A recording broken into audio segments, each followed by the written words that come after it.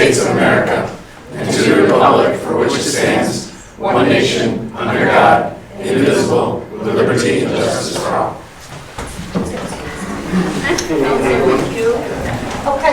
Counselor Kinsey. Here. Counselor Smith. Present. Counselor Jones. Here. Counselor Pagano. Here. Counselor Simchak. Present. We also have Supervisor Mayor. Thank you all for coming on this beautiful day. We're going to start today with a public hearing for the local law amending the code of the city of Oneida, chapter 190, regarding use of storage trailers and other containers. Motion? Second. First up is we have, oh boy. Is it Greg? Greg, is that you? I can't read my I can read Myers. That's a Greg, good. come on up. Come on. I think Hold on. Good guess. With all due respect, we've discussed with Kyle, Steve Mondery and I, we're going to go over where this comes from, why this is being put forward. We've prepared just some examples from around the city, real life examples, and hopefully that'll expedite things and maybe answer some questions or issues that people originally saw. I know there's been a lot of conversation about it. Absolutely. Come on up.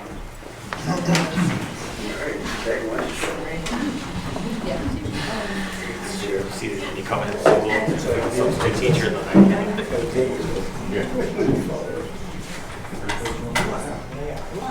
So, where this comes from is just to give some perspective. When Kyle became the city manager, we started bi-weekly codes meetings. Those meetings consist of myself, because codes touches a number of areas. So it touches the police department, city codes touches the fire department, and also touches our codes department. And oftentimes there are statutes within our local code that lead into one department or another. We have to work collectively to address something. So where this comes from is an issue at a local business. I'm not going to name it specifically, but they have a number, approximately 20 or so trailers, or at least they did, they may have corrected it, that they were using for long-term storage. They were storing plastic containers in them and were visible from the rail trail, and we got a number of complaints about the fact that, well, is this a trailer? Is it junk? Is it storage? Who's handling this? Who is supposed to clean it up? The massive amounts of plastic are a fire hazard. It's unlabeled plastic containers that have been repurposed, meaning that they were used for something else. They're not placarded, so we don't know what chemicals, but the volume of those plastic containers created a hazardous condition should they catch on fire, and given the volume of trailers and the amount of plastic within these containers was a real question. And as we thumbed through our city code as a mechanism to say, hey, this is a problem, how do we address it? We said, well, under the junk vehicle section, which exists right now in the city code, it only addresses certain ways that statute can be enforced. So it addresses if it has a plate on it, meaning, and it doesn't even have to be a plate from the state, it can be a plate from Vermont. Or if it's covered, and that comes from recent court cases out of our city court, where we've tried to address junk vehicles, and the ruling that came out of those was if it was covered, whether it be by a car cover or a tarp, that was permissible. So that left us scratching our heads of how do we address these things around our city that are creating a visible quality of life issue, what you would say, or is this the way we want Oneida to be presented? So in talking about that, we developed the storage container draft, okay, to put forward to the county council and to the community for feedback to address some of these things. And the ultimate question is, what do we want to present Oneida as being? And again, these are things that don't have a clearly defined law. And why a clearly defined law is important is without having a clearly established or clearly defined law, we don't have an enforcement mechanism to address these things, period. That also, this was originally drafted as a way for both, as I said before, to have the fire, police, or codes enforcement be able to enforce a statute where it's a discretionary, there's a piece of discretion that goes into it, but also the police department don't deal with zoning. So if we start to say, well, is it zoned agricultural, light industrial, any number of the other things that I'm not familiar with. And that doesn't fall into my wheelhouse, and I have to go to the codes department. Now we're trying to address something, the two of us, creating an inefficient system. As we draft and consider this draft that has been put forward, there is an amount of discretion. Discretion is, how is this going to be enforced, but ultimately what's the spirit and intent of the statute being forward. And I'll use the example of speeding in the New York State Vehicle and Traffic Law. Section 1180D says no person shall operate a motor vehicle in excess of the posted speed limit. Period. It's that simple. Doesn't mean that going 31 in a 30 is illegal, because it is, but I would find it hard pressed in my professional experience to find folks out there stopping for 35 in a 30-mile-an-hour zone, let alone writing a ticket for that amount over. So as we consider any draft that comes out of this meeting, and I welcome all feedback, there's a level of discretion and reasonability that comes out of any statute. And the more that we try to have every scenario addressed, and if anybody's read our local code book, you'll see that that has been the case in the past, where there are several statutes on file right now that are convoluted and ultimately inefficient as far as an enforcement mechanism, and it's so long and so drawn out. So I just offer that as perspective, one, where this came from. Two, what we're trying to address is everything that's pictured here, where we have vehicles that may be covered, they may have a plate on them, where they haven't moved in some time based upon the grass that's grown up around them, based upon the stuff that's leaning against them, all of these things. And these pictures were all taken yesterday, so it's all still out there. And none of it is from leaving the car. They're all taken from a roadway. These are all things that are visible as you drive through our city. Some of them are on main thoroughfares, and what have you. So we have a number of things pictured here. I think in total we had about 60 or so violations that would fall under this. Things that we just want to pose the question, is this how or what we want for our city? So. I would just add from the planning and code side, Chief has a great question. What do we want the city to look like? I've been here almost a year, and one of the things that I continually hear is feedback from the community is Oneida is not taking care of its properties. Oneida lets junk be laying around. You have trailers all over the place. In the comprehensive plan from 2008, it specifically addresses the aesthetics of the city. And I'm sure as the new comprehensive plan will come out, the aesthetics of the city are still really important. So this was an attempt, and like you said, it was a draft, and I've taken a lot of phone calls over the last few weeks, and I think that the feedback's been outstanding. There are some pieces that we're going to add in and we're going to look at, and we're working with the attorney to correct or to maneuver, but really this is the spirit of it. This is what do we want our city to look like? What does Oneida want its city to look like? This is the kind of stuff that I think that, it hurts home values, plus neighbors don't like it. They call and make complaints to us. We get multiple calls about these kind of things, and we literally have to say now, there's nothing we can do.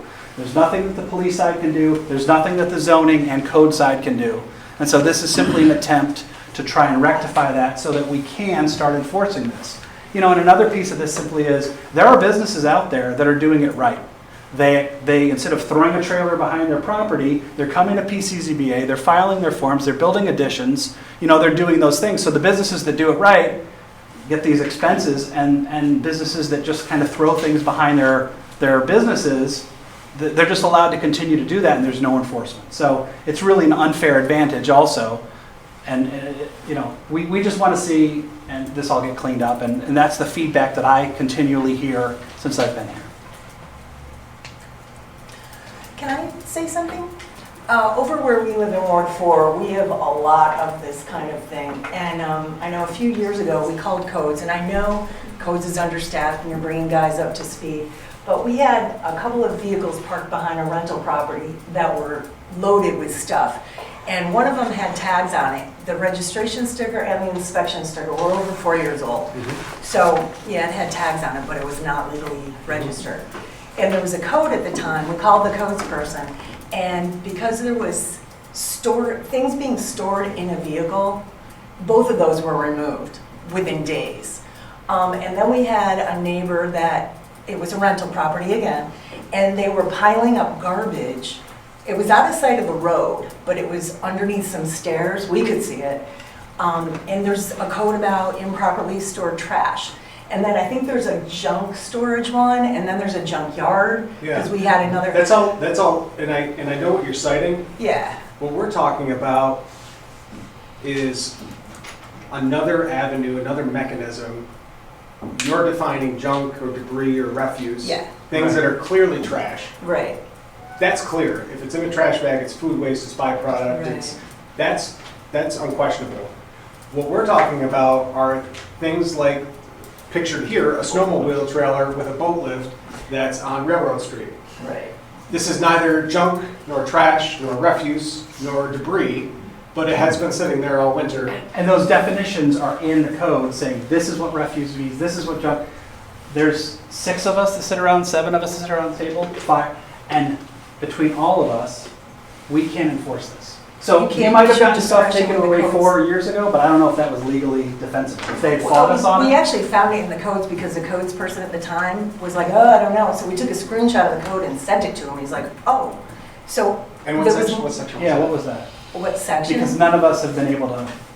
I could find it again, but I'd have to look it up. I can't remember. It was Yeah, that'd be- literally when Bob Burnett was here. Yeah, and so the other thing that may have happened is you might have gotten voluntary compliance in this one situation, but what we're running up against is people digging their heels in, and without a clearly established law, we have no mechanism. If we don't get any compliance, you have no teeth.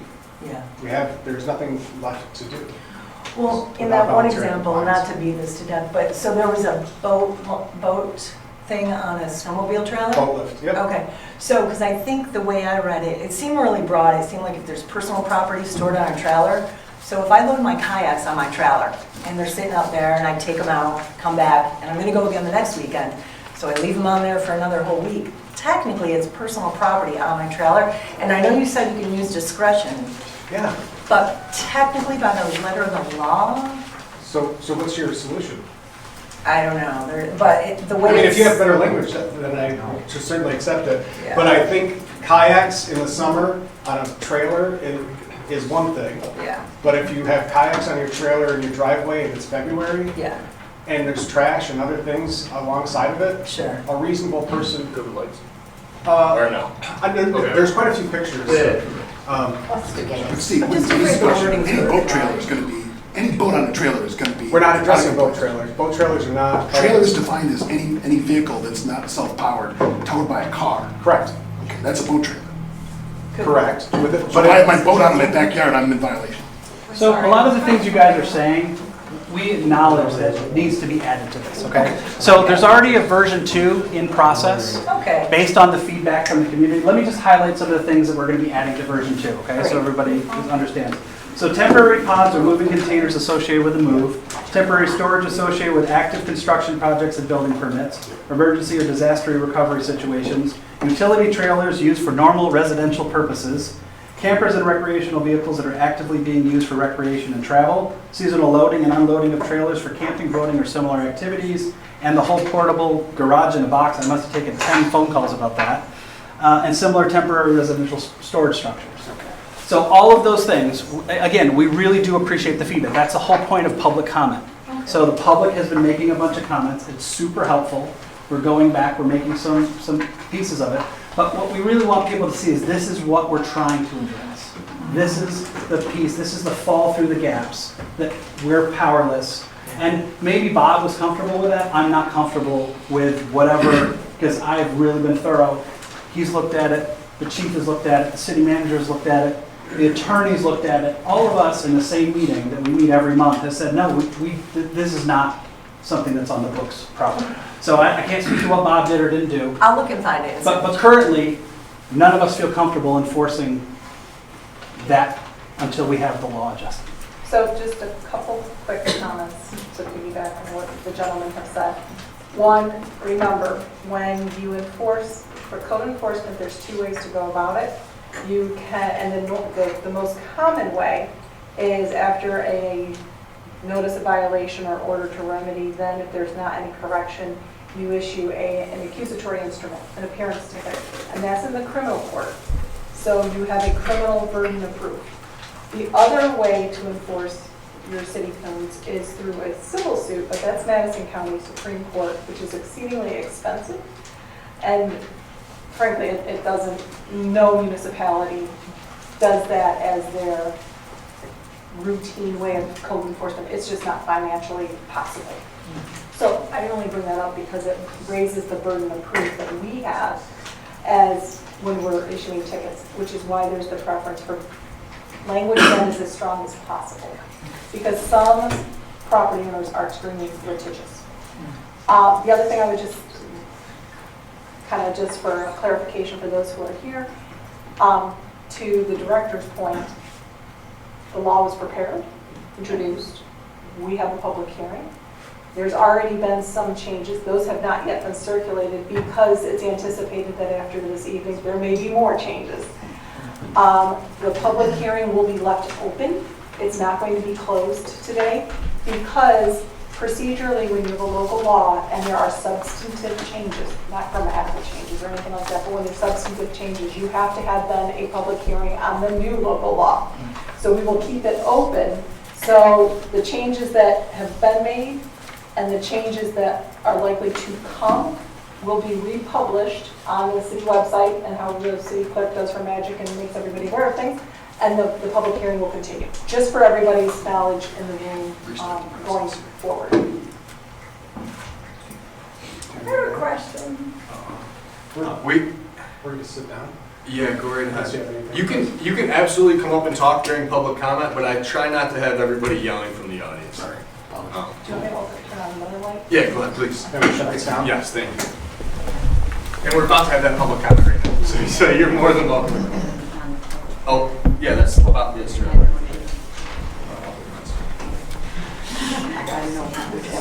All right, so first up, I'll let you do these things. Sorry, Chief. First up, grab mics. What's your name? What's your name, ma'am? Not yet. Good evening. As I said at the last meeting 2 weeks ago, it's a good start. And I appreciate the fact that Steve and the chief have worked on this and are going to make some amendments because it's a very vague law.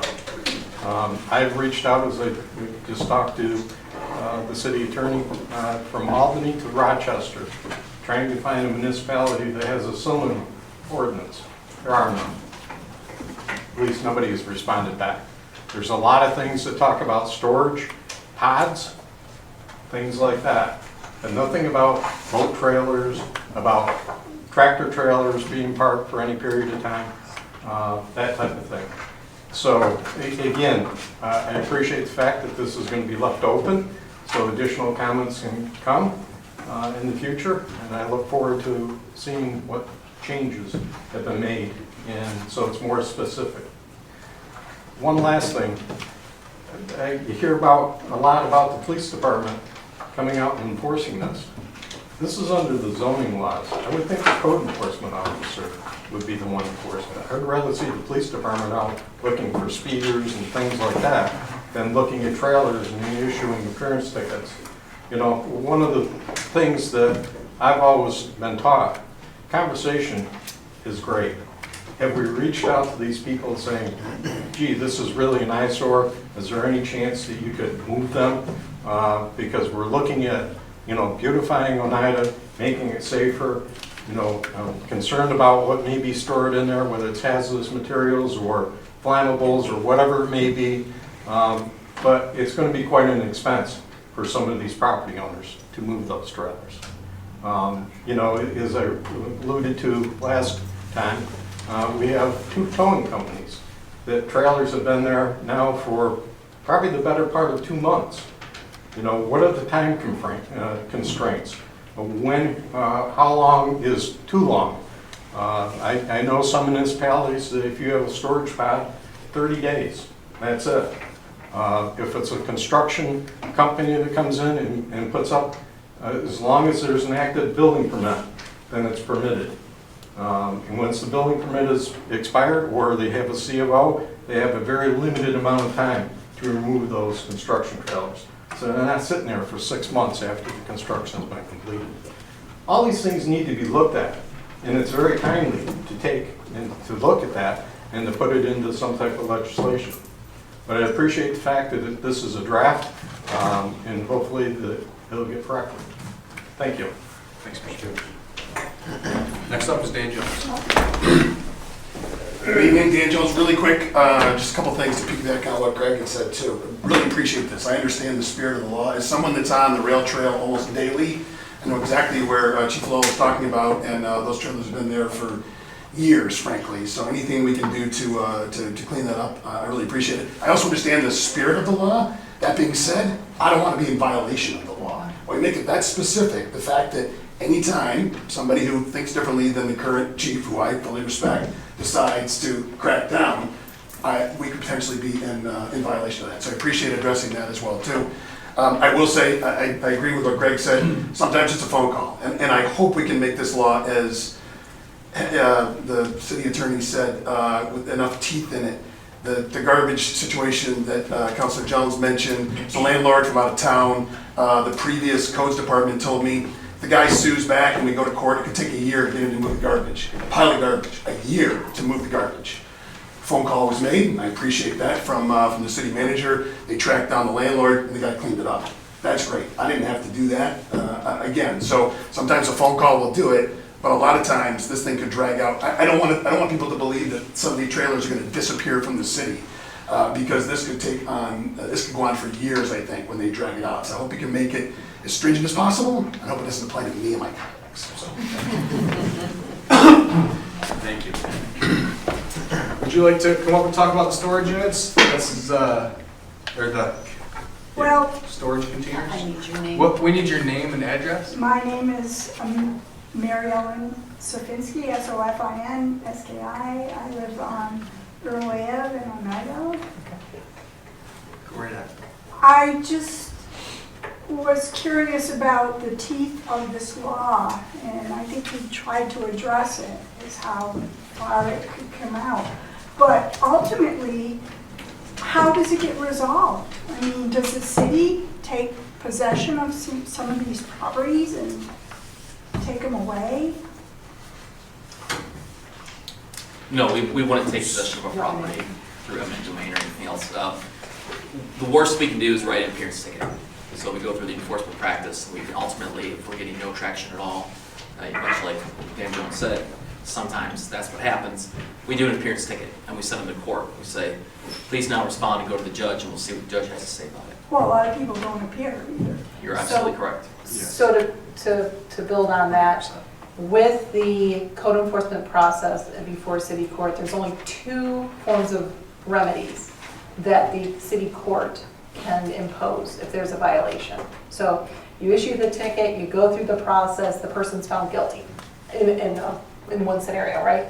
The only relief, if you will, or remedy that the judge can enter is a fine or jail, because you're in criminal court.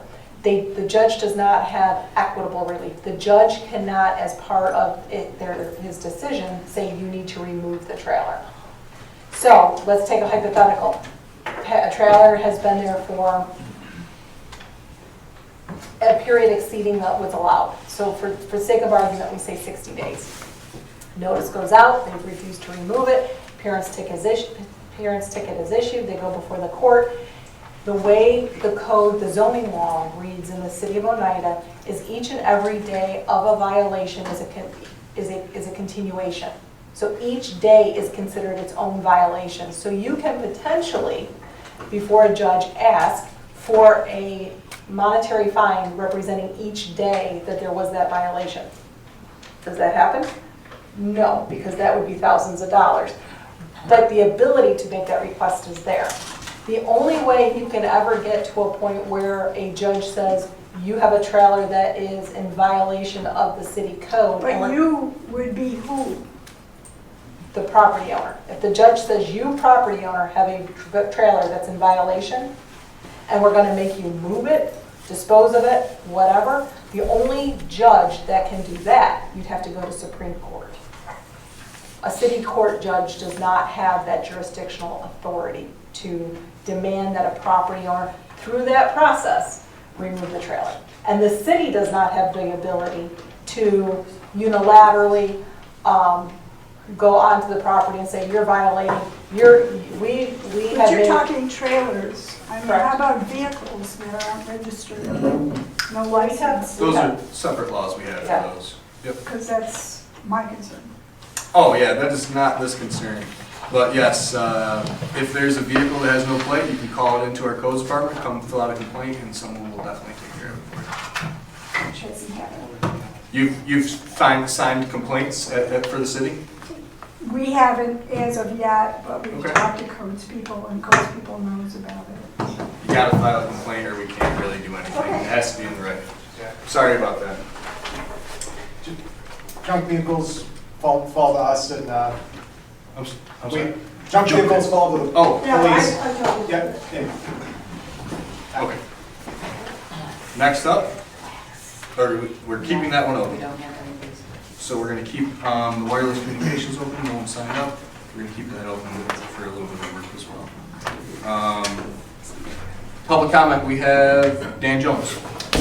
Doing one day. Really quick, just to start us off on a nice note, the parade was fantastic.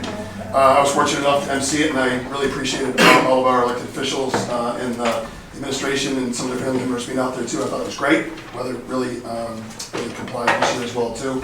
I have to say, downtown looked great. And I want to give a special shout out to the OC3 committee.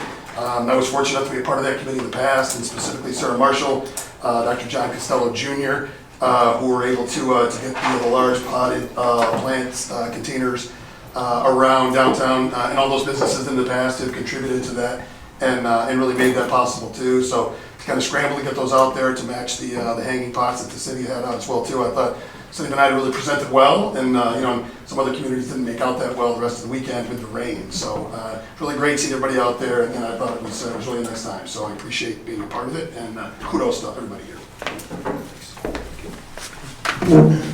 All right, we'll move on to old business from council. Old business from council? I do.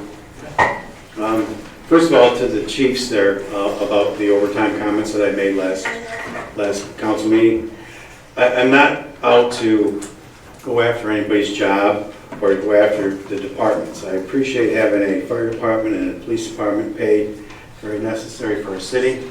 But the same token is, my job is to watch the dollars and the council. And I just want to make sure it's nothing personal. It's just about controlling the expense so that we don't have a major expense that we can't afford. So I just want to put that out there, okay? Because I've heard a lot of people comment about different things. And like I said, it's nothing personal. It's just, I think that's our job, is to watch the dollars. So, okay? And then I have a couple other questions, if that's okay. Where are we on the Madison Street demos? Haven't heard anything on that. Neither have I. Okay. It's not the emails. Is there a direction the council would like to go? No, I thought you were sending out for bids. No, we have the prices essentially, I forget what the dollar amount is, but it's fairly expensive. Okay. And then, are we going to bond for that? I thought maybe we were talking about that. Yep, we were talking about that. We definitely will have to bond for it. Okay. Because, I mean, to me, I don't like moving at a snail's pace. I want to get things done. Yes. And, if that's something, before it falls down on Madison Street, I think we need to address it and get it done. Yeah, So- we need to do it before winter. We had another winter like last with that amount of snow. Right.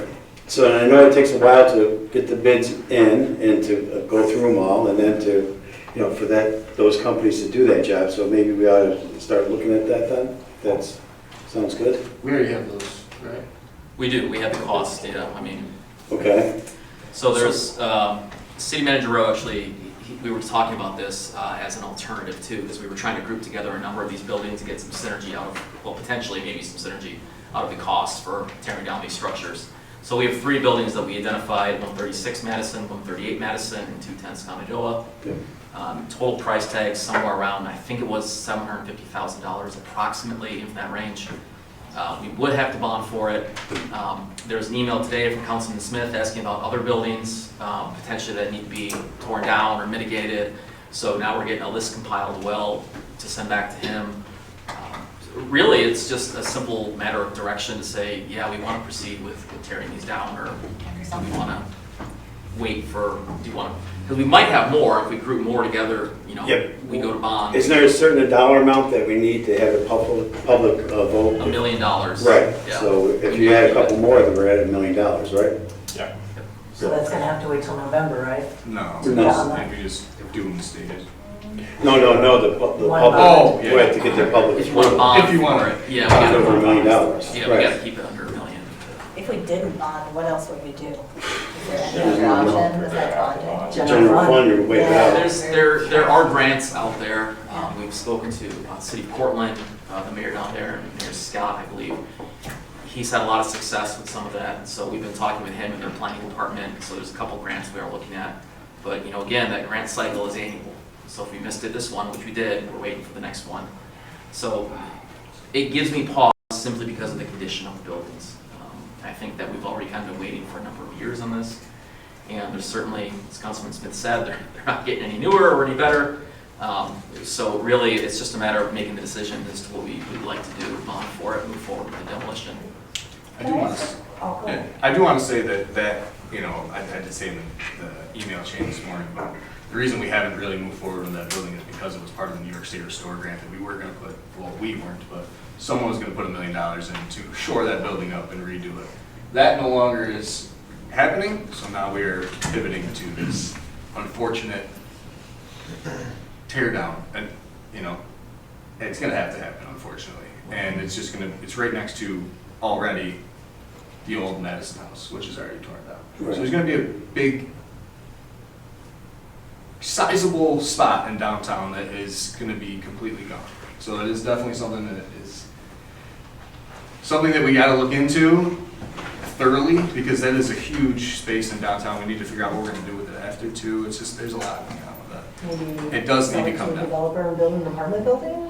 That would be ideal, I- absolutely. yeah. But Yeah. new builds are very tough right now, square footage wise and everything else, so. Can I ask a question about the bonding? Because traditionally, I know bonds are usually used for economic development or building, and is it fiscally responsible to use it to tear down buildings? There's no If it's- return on that. If it's an emergency situation, what other option do we really have other Yeah. than And we taking it out of don't- our fund balance? And- I don't like What would taking out happen loans. to that? Yeah, I don't like taking out loans to do demolition either. Right.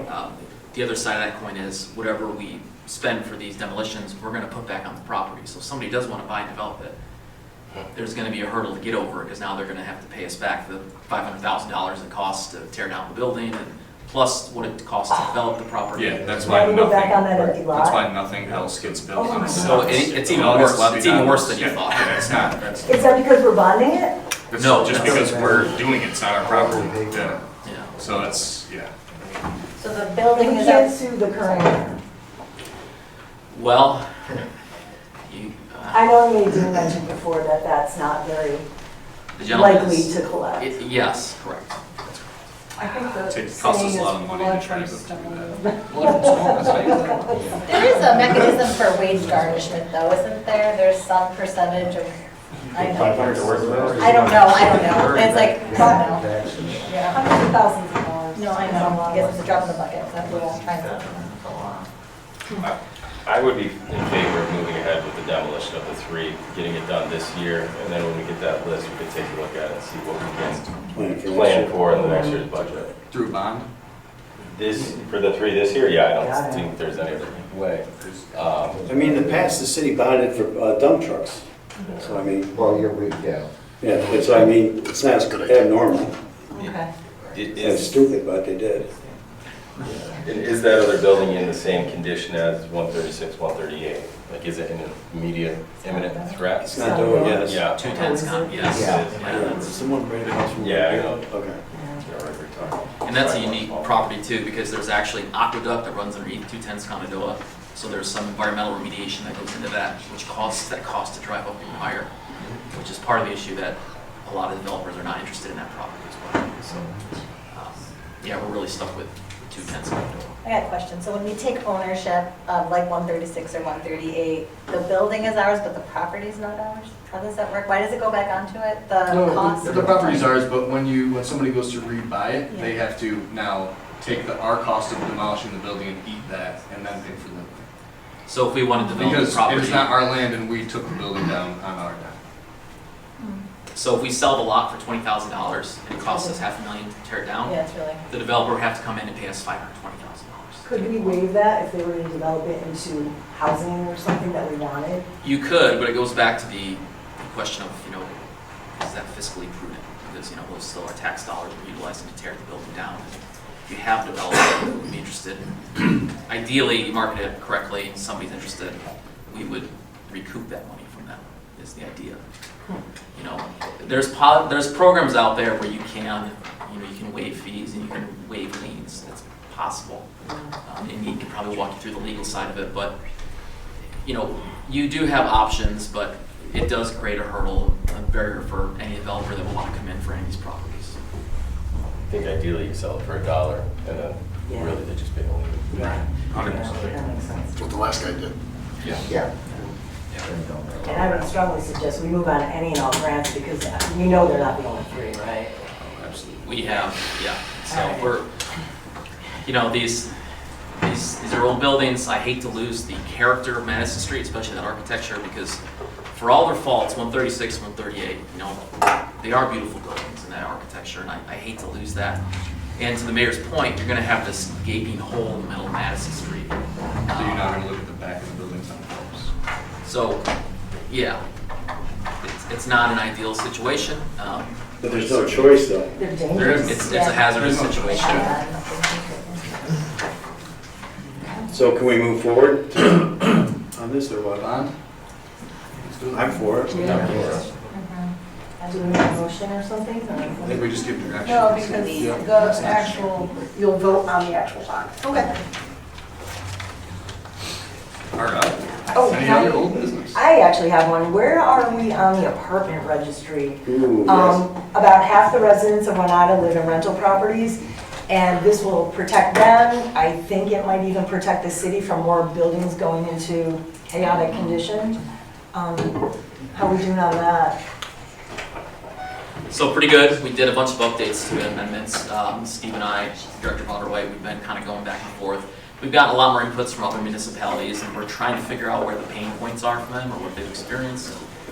Utica, Syracuse, Oswego is another great example. They've been really helpful as well. Are we close? I think we're close. Much like the trailer law, what we found very quickly was it got very strange. It was hard to delineate terms and get proper definitions. So some communities left the language intentionally broad.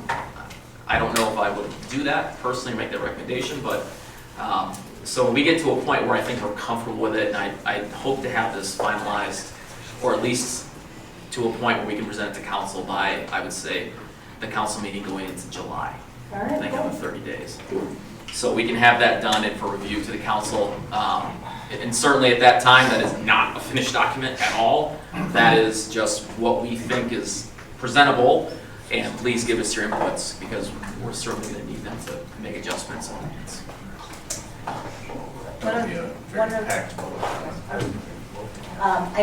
I'm sorry. I remember, Kyle, you and I talked once about the word hazard in our codes and how hazard is such an important word, I think, that we have defined in our code. And it is so broadly defined because of that discretionary piece, right? Like who to decide if something is dangerous or a hazard. And I think there's so much potential with that one little word for enforcement and trying to shore up some of the hoops that we have. There's an opportunity there. So I have two more things for old business, if that's all right. Don't worry about it. The fines for city court, I know you were looking into that, Nadine. Or no? In what regard? The difference, the split there? Or is it, or Kyle was looking into that? Between what we get in the county. Right. In the county? Judge Dexter brought it up. Yeah, I thought did we answer that in an email? I'm not, No. I'm not familiar with this. Okay. No, I think it was Kyle then, okay, so. Yeah, I thought I responded to somebody. I don't think I was on the email chain. Yeah, We were talking on the meeting. but is there any negotiation for that or what? No, it's so tickets that are prosecuted in the city, there's a cost to that. But that ultimately, whenever fine gets leveraged, we split that with the county. So the question was, Yeah. if the offenses are committed within the city and the city judge is the one administering it and we're the ones enforcing it, well, why are we splitting the cost with the county? I think that's, Well, they get 85 and we get 15, yeah. which is On crazy. what type of violations? Traffic. Speeding, Yeah. So on violations that aren't local code? I don't know. Well, that makes Spam a law. difference because that's why often, and your chief is better to speak to this, but that's why it's usually preferred if an officer or whomever has an opportunity to issue a ticket under our local code versus the vehicle and traffic law or something like that. If you do the local code, then we get the whole fine. There isn't, but if you do the state, if you cite under the state code, then those fines are shared. what if it's in both places? Well, you've never been pulled over and been told, we're going to give you a speeding ticket under the Oneida City Code, and we're going to give you a speeding ticket under the vehicle. You know, you don't get two tickets for that. It's choose your poison. Gotcha. So to expand on that too, writing tickets for vehicle and traffic laws under the city code, if a person does not appear, there is a cost associated to the city to implement what's called a scoff, or otherwise suspend the license for failure to appear, failure to pay fine, failure to answer summons. That would be the city's cost to do that. So they're, in other words, to implement the suspension on somebody's license for failure to answer, failure to pay, failure to answer the summons. Whereas, when we write the New York State section, the state handles all of that because they pay their money, or to get the person to show up. But there's also new legislation that came out under Governor Cuomo where those have been significantly reduced when we can suspend, when the court can suspend licenses for failure to answer or failure to pay summonses. So there's a lot of moving pieces to that. It's not outside the realm, but also we can issue the traffic ticket under local code. It is a way more convoluted process than under the state code. This county operates a diversion program for traffic citations, which is solely administered by the district attorney's office. So if there's questions about traffic diversion and where the funds go, I strongly encourage you to contact Bob Mascari's office and inquire further about that. And that's where it was, How that program is run. the diversion. Yeah, traffic diversion revenue. So I sent back, I responded May 5th to the email with the data. I reached back to 2023, 2024, and 2025 and pulled the numbers. And it looks like it's in line with what we were projecting for the $20,000. And going back as many years as we looked, that seems to be what the split has always been. I did send an email to the county treasurer. I asked for follow-up. I asked about the formula specifically that they use for the calculation. I just want to see it, because I don't know how they arrived at that. I did not get a follow-up to that, but I will send another email. Good.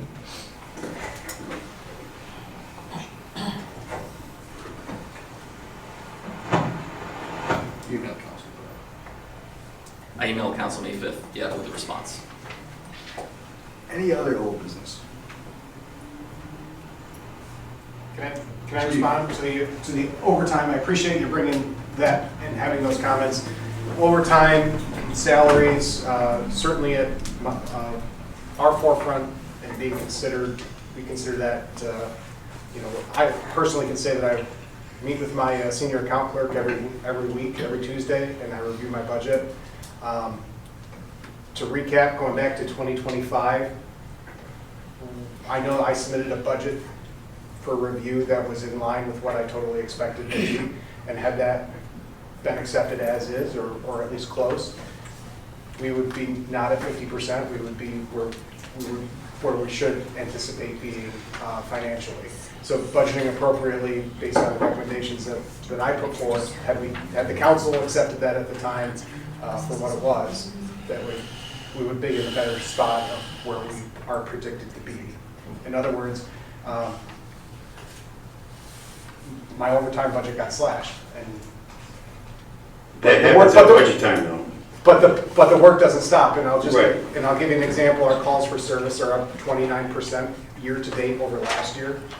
Our adult arrests are up 61.7% year to date over last year. That's just where we stand today. And our traffic tickets are up over at 51% over where they were year to date from 2025, from January 1st to May 27th of 25, and then year to date, we're at 51% for traffic tickets. So the work's not going to stop. I'm from the police department side, I'm working on the overtime, but at the end of the day, it's never going to be zero. And I'm trying to budget appropriately for where I anticipate it being. Can I make a suggestion? And can we, before we go into budget time and then we have to land all these numbers, Yeah. I was thinking that maybe we could get a committee together with the two chiefs, the city manager, and 2 or 3 council people to address maybe some different ideas of how we can go forward with the overtime so that when budget time comes, we can be realistically, have good numbers for that.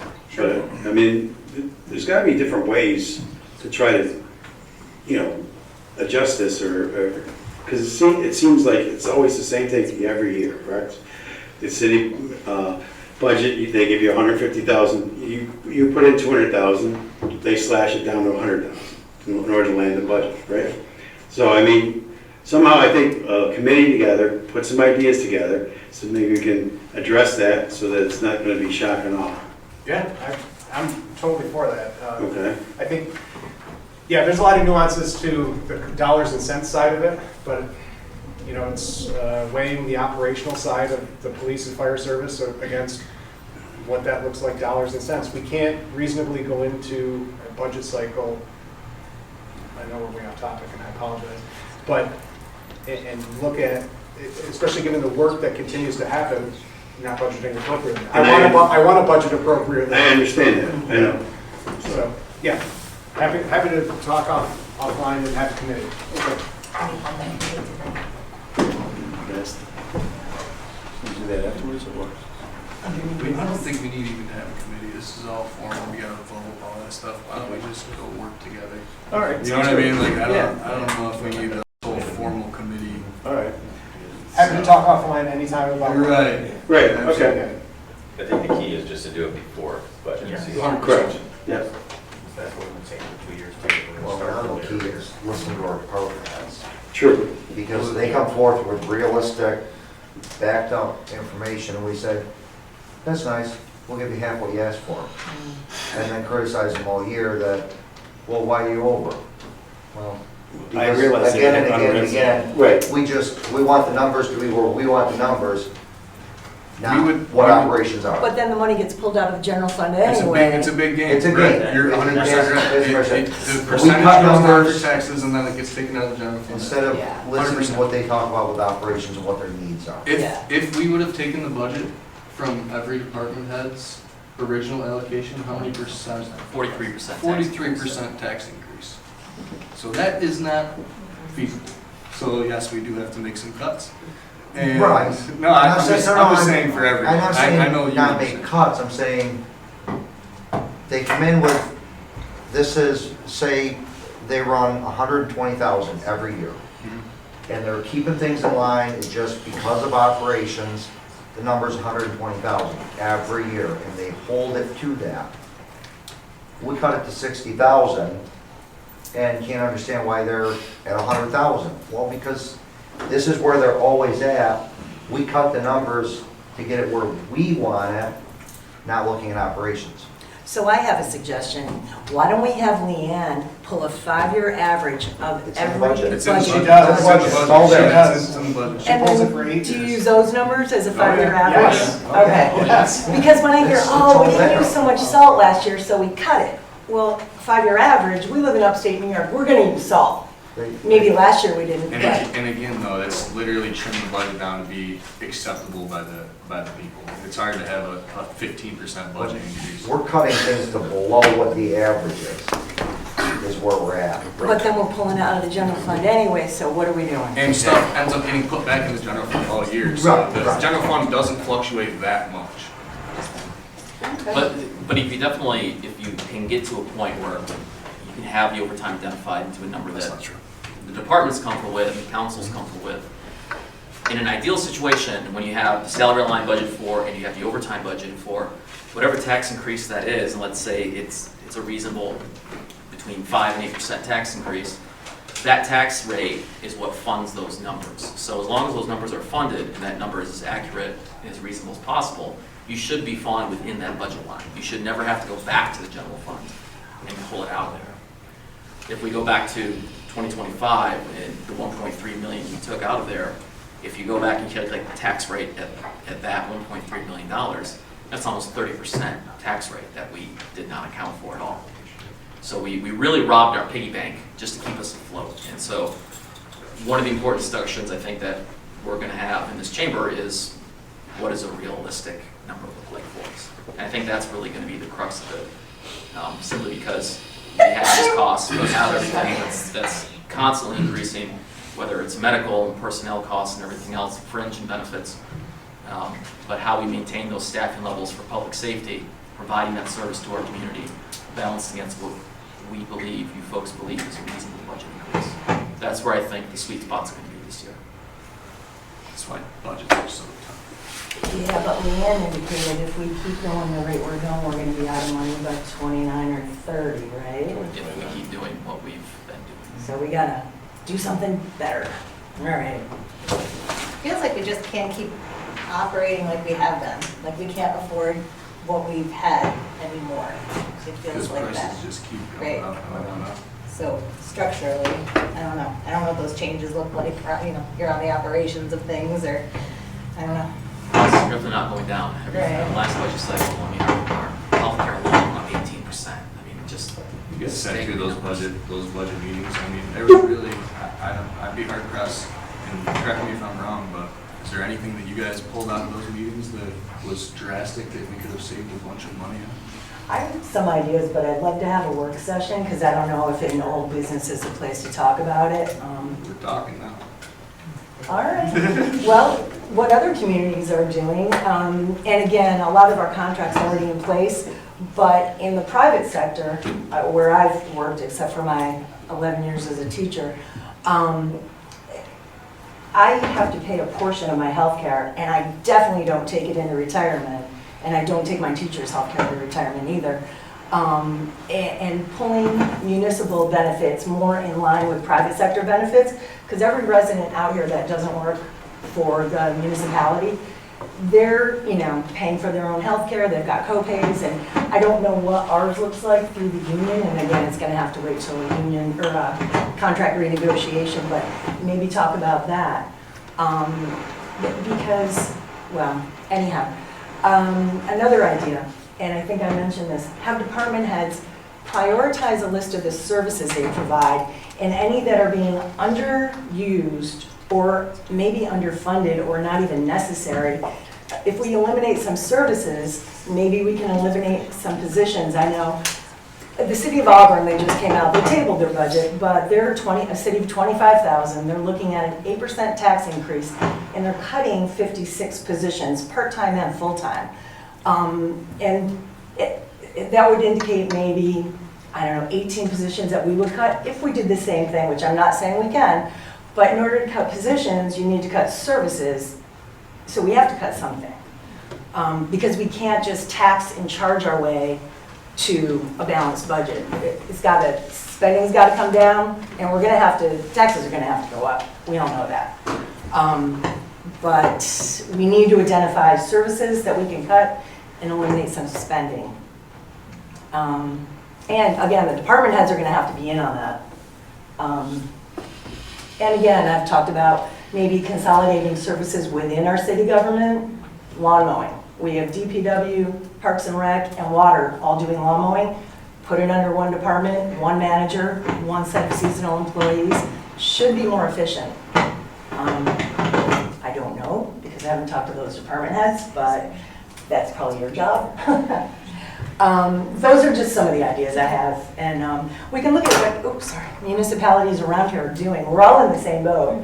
Everyone's cutting, everyone's raising taxes. It's terrible, but when we have $750,000 worth of buildings to tear down and no money for it,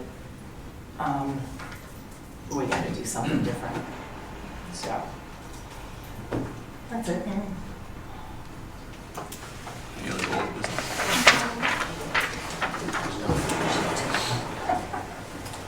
All right, let's move on to mayor's remarks. I'm going to keep mine short, sweet, and simple. Thank you again for coming to the Memorial Day Parade. Mr. Jones talked about it. It was a great day. It didn't rain. That's awesome when it comes to the parade, because I think 3 out of the 4 for that done all rain. So thank you again. Thank you to the Oneida Memorial Day Association for putting all that together. Send it over to you, City Manager. Yeah, big thank you to the OMA. They did a fantastic job, especially the leadership department over there. Thank you, Dan Jones, for being the MC for the event. Much appreciated. I really like the fact the council showed up and we all were walking out there. That was absolutely amazing to see that. I got a lot of positive feedback about that. Our DPW folks, beginning next month, you'll start to see some of the road improvements begin, resurfacing, stripping down, getting all of it taken care of, putting the asphalt. So again, please be mindful of our construction crews out there, and I say this a lot, but there's a reason I say it, because I get all these emails from New York State talking about DOT and incidents that occur every single day across the state. So please, if you're driving in the city and you see our crews out there working in the roads, take the time, slow down, pull over, please. Other than that, you will start to see our beginning all the mulching and the lawn mowing and everything else going on out in the city. Our DPW, Parks and Rec folks who placed the flowers in the hanging baskets, they did a phenomenal job. Thank you for all of them, the work they've done. And I would just like to give a big shout out to our departments, Water especially, and DPW, who have stepped up to help us with the mowing because we've had some manpower issues here lately. So it has been a great success for us so far. Trying to combine those efforts under one single lawn mowing service like Councilwoman Jones suggested. I hope we're going to get there to a standardized operating, hopefully within the next few months, but we have begun taking those steps to kind of mold everybody together into one. So other than that, that's all I have tonight. Move on to the approval of minutes for May 19th, 2026. Motion. Second. Any discussion? All in favor? Aye. Any noes? Any abstentions? Motion passed. Can I get the approval of warrant number 11? Resolved that warrant number 11, including checks and AC payments totaling, it's a big one, $1,156,861.12. There was Glenmore stuff in there, that's why. As audited by the voucher committee, is hereby approved for payment in the usual manner at the discretion of the comptroller. Motion. Second. Any discussion? All in favor? Aye. Any noes? Any abstentions? Motion passed. I'll now turn the meeting over to our city clerk, Sandy Clerk. Item number 1, voucher committee appointment. Approve the designation of Ward 2 council member Dave Kempe as an alternate to the voucher committee established on January 6, 2026 by resolution 26-2 pursuant to section 5.22B of the city charter. Motion. Second. Any discussion? This is not replacing anybody, this is just adding Dave as requested by council last council. Trying to get everybody's feet wet and have some backups for It's good for us to know. vouchers. Yep. All in favor? Aye. Any noes? Any abstentions? Abstain. At least you didn't say that. At least you didn't vote on it. You made it 20 years and I don't have the vouchers.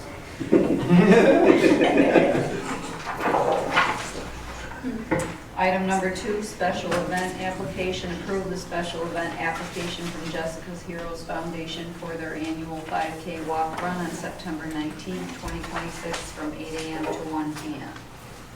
Motion. Or a second? Second. Whatever. We'll do one or the other. Any discussion? This was a fun event last year. I got to lead the car, or the race in the police car. It was the first time I've ever done that. Trying to keep pace with the person in front.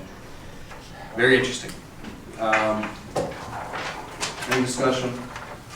All in favor? Aye. Any noes, any abstentions? Motion's passed. Item number 3, special event application. Approve the special event application from St. Patrick's School for their annual fun day on June 18th, 2026 from 9 a.m. to 2:30 p.m. Motion. Second. Any discussion? St. Pat, I'll set the fun day, close a little bit of the road. All in favor? Aye. Any noes, any abstentions? Motion's passed. Item number 4, agreement. Authorize the police department to enter into an agreement with PropertyBoom.com, an auction provider for the disposition and public auction of surplus equipment and other eligible property in the custody of the police department, and authorize the police chief or the city manager to execute all documents pertaining to that agreement. Motion. Any discussion? I have a thought. So we, the city, when we take possession of properties, I like, this is good, this is fine. I wonder if there's a way to even expand this to other departments. So if we take possession of a property and there are items in the property, in a shed or somewhere on there, do we also take possession of those since we've taken possession of the property? So could, yeah? is That's that a accurate? great legal question. Is it? If the people have left the property, yes. Okay, so if there are items in said shed or in something that we also could potentially auction off or utilize, is there a way to even extend this to other departments as well? Because this resolution is specific to the police department, if you were to do that, I would just, in the future, Yeah. if that situation arises, have some resolution. Yeah, okay. But that might be, We can add household goods to yeah. the auction Well, criteria. Yeah, It'd be tough to, who would put them up for auction? You know what I mean? And What what the items would DPW be is, considered? Yeah, what items would be considered, which departments, but. He'd be an auctioneer. But I do know what you're saying. Yeah, That's just. like if there's a garden tiller or a snow blower, items that could bring in some money that are technically ours, or if there's plywood in a shed that we could use to break up the windows instead of getting new plywood, I don't know, stuff like that. Yeah, there's something to look into. Yeah, if I found a bunch of plywood laying around, yes. then- Yeah, right? Any other discussion? All in favor? Aye. Any noes, any abstentions? Motion's passed. Next is waive the rule to accept an agenda item. Resolved that per resolution 08-180 adopted by the Common Council on August 19, 2008, the provisions of the procedure to accept agenda items are hereby waived. Moved. Second. Any discussion? All in favor? Aye. Any noes, any abstentions? Motion's passed. The actual resolution is to appoint an acting city assessor, whereas the position of assessor for the city of Oneida is currently vacant, whereas pursuant to section 314 of the New York State Real Property Tax Law, the appointing authority may designate or appoint an acting assessor by resolution. Now therefore be it resolved by the Common Council of the city of Oneida hereby appoints Heather Garner as acting assessor for the city of Oneida effective June 2nd, 2026. And be it further resolved that the acting assessor shall perform all duties and responsibilities of the office of the assessor until a replacement assessor is appointed. Be it further resolved that the compensation for the acting assessor shall be consistent with and shall not exceed the amount budgeted for the assessor position in the city of Oneida's adopted budget. And be it further resolved that the city clerk is hereby authorized and directed to notify the New York State Office of Real Property Tax Services of this appointment in accordance with section 314 of the Real Property Tax Law. And be it further resolved that this resolution shall take effect immediately. Motion. Any discussion? She from Canastota? No, she's actually from Oswego County. She has 7 other municipalities. She's a part-time assessor for multiple municipalities. So we're paying her our full-time assessor salary, and she's assessing 7 other municipalities at the same time? She's basically going to be getting roughly about 6 weeks worth of salary, ultimately, what it'll come out to. So she's finalizing the tax roll for us. She's validating that it was done correctly, and then she's doing our grievance day for us as well in the city. So is she kind of per diem or part-time, or? We argued essentially over the salary a little bit, and ultimately I can't go above what was budgeted for the previously accepted line.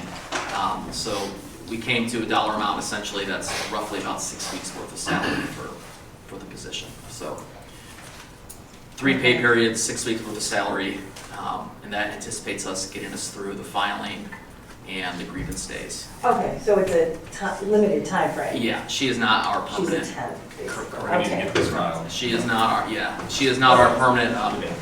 I really like her. She comes very well recommended. She seems very intelligent, but she's got a lot, she said, and quite frankly, she's only working nights and weekends for us right now. So she'll come in at like 5:30 and work Saturdays and Sundays. So can I ask another question? Because a lot of municipalities in Madison County, granted we're the only city, a lot of them share, kind of like she's doing it for 7. Yep. Is there anything stopping us from hiring a part-time assessor and sharing with someone else going forward? Nothing at all. Okay, so that's not a charter thing, it No, can be a part-time. yep, absolutely. And we've even reached out to our local assessors in the area to see if anybody could help us. And No. everybody's quite busy, so, and understandably so. This time of year, understandably so. And, yeah. Does she have to live in Oneida? No. She's not. Anything else? All right. All in favor? Yeah. Aye. Any noes or abstentions? Motion's passed. Any new business from council?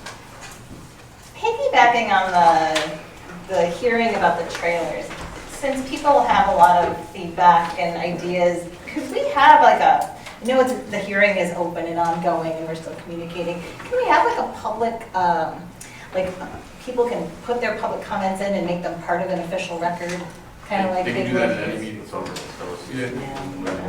Because I had a You can few. do that at any meeting. I had a few other things that people had brought to my attention, but I didn't know where it was really appropriate to bring it up in the hearing earlier, so I just want them somewhere is concerned. Should I just say them now? Oh, yeah, you can hand them to Sandy, and Sandy puts them right in the record for the. Oh, okay. I mean, I'll just email and you can do that. Okay. All right, I'll do that. Thanks. Yeah, absolutely. They do have to provide their name, Yeah, just, not anonymous. Yeah. Got one thing. With the DRI, the Vets Memorial, you guys have made a lot of good progress at 30%. Is there any chance we could do like a walkthrough to kind of showcase what we're envisioning and how it stacks up against, what we've got today? Just kind of like good faith, so the public can say, yes, this is what we're envisioning, this is what the 30% has of that so far. I can do whatever you folks would like to do. That's a good idea. I'd go. It's up to you. Sure, people in the community might want to go. I very much, it's been almost 20 years since I've been in that bathhouse, I would like to see it. yeah, Yeah. bathhouse is definitely needed. They're probably the biggest priority down there. is Yeah. those restrooms.